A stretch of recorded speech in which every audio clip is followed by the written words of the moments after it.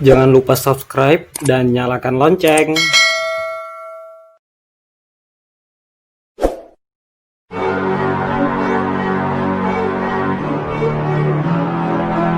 Belajar daring bersama Pak Asrori dan Uco, Pendidikan Agama Islam dan Budi Pekerti.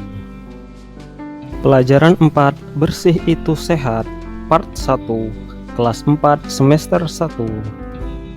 Assalamualaikum warahmatullahi wabarakatuh. Apa kabar anak-anak semua? Semoga senantiasa sehat dan tetap berada dalam lindungan Allah Subhanahu wa Ta'ala.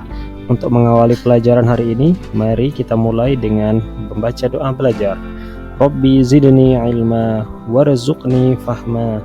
Artinya, ya Allah, tambahkanlah ilmu kepadaku dan berikan aku pemahaman. Amin. Anak-anak, Allah mencintai orang yang bersih dan sehat. Nah, maka dari itu kita harus selalu menjaga kebersihan. Nah, seperti gambar yang ada di samping ini, jika anak-anak di sekolah, anak-anak juga harus menjaga kebersihan, antara lain dengan cara melakukan piket kelas setiap hari. Anak-anak, kali ini kita akan membahas tentang mengenal arti bersih dan sehat. Nah, poin yang pertama yaitu bersih dan suci. Anak-anak, bersih artinya bebas dari kotoran, sedangkan suci artinya bebas dari najis dan hadas. Najis adalah yang menjadikan terhalangnya seseorang untuk beribadah kepada Allah, seperti terkena jilatan anjing, darah, kotoran atau tinja, dan air seni atau urin. Nah anak-anak, jadi ketika di tubuhmu, di pakaianmu atau di tempat sholatmu ada najis, maka ibadahmu tidak diterima. Anak-anak, kotor belum tentu najis, misalnya terkena tanah, tinta, cat, dan ludah. Nah, jadi misalnya tidak sengaja anak-anak mengenai benda-benda tadi, anak-anak tetap bisa beribadah, asalkan suci atau bersih dari apa? Dari najis. Nah, tapi kalau najis itu biasanya kotor. Nah, anak-anak, bersih dan suci dibagi menjadi dua, yaitu bersih dan suci dari hadas, serta bersih dan suci dari najis. Nah, sekarang mari kita mengenal hadas kecil dan hadas besar. Nah, yang pertama hadas kecil dulu. Nah, hadas kecil itu seperti ketika anak-anak buang air, seperti air seni atau air kecil, dan tinja atau air besar. Nah, jadi keduanya itu termasuk hadas kecil. Nah, dan juga seperti buang angin. Nah, hal tersebut menyebabkan batal wudhu.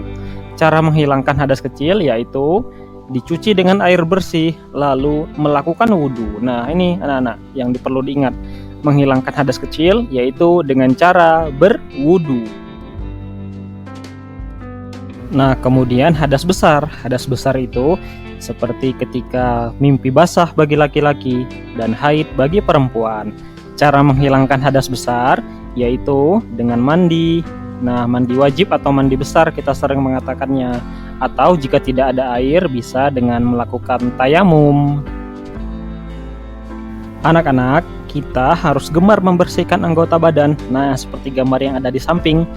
Ada gambar gigi. Nah, kita harus rutin menyikat gigi kita minimal 2 kali sehari, setelah makan dan sebelum tidur.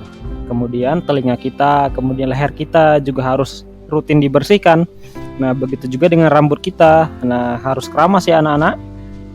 Kemudian kuku. Nah, kuku tangan dan kuku kaki ketika mulai panjang harus segera dipotong. Nah, apalagi sekarang kita dalam masa pandemi, kita harus rajin-rajin mencuci tangan anak-anak. Nah, anak-anak, sekarang mari kita membahas tentang cara membersihkan najis. Anak-anak, membersihkan najis seperti darah, air seni, dan tinja harus menggunakan air mutlak, misalnya air sumur dan air hujan. Nah, caranya air yang datang atau dikucurkan ke benda yang bernajis, bukan najis yang datang ke air. Anak-anak, istinja adalah salah satu cara membersihkan najis yang sering kita lakukan. Istinja harus dilakukan setelah buang air kecil atau buang air besar.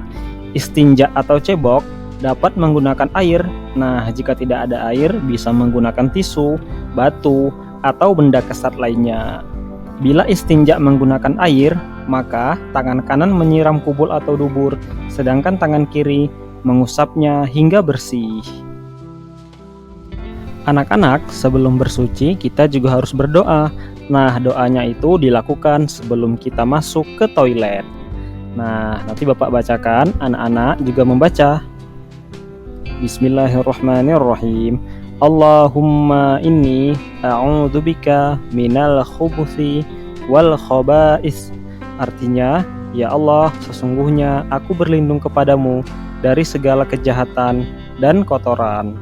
Nah, anak-anak, nanti tugas anak-anak di rumah adalah menghafalkan doa ini. Nah, kemudian anak-anak bisa membacanya, kemudian di video dan dikirimkan ke Pak Asrori. Nah, begitu ya anak-anak, cukup jelas ya.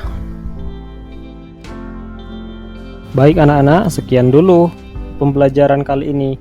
Jangan lupa untuk selalu menjaga kebersihan dan kesehatan. Nah, mari kita akhiri dengan bacaan hamdalah. Alhamdulillahirabbil alamin. Artinya, segala puji bagi Allah, Tuhan semesta alam. Terima kasih. Wassalamualaikum warahmatullahi wabarakatuh.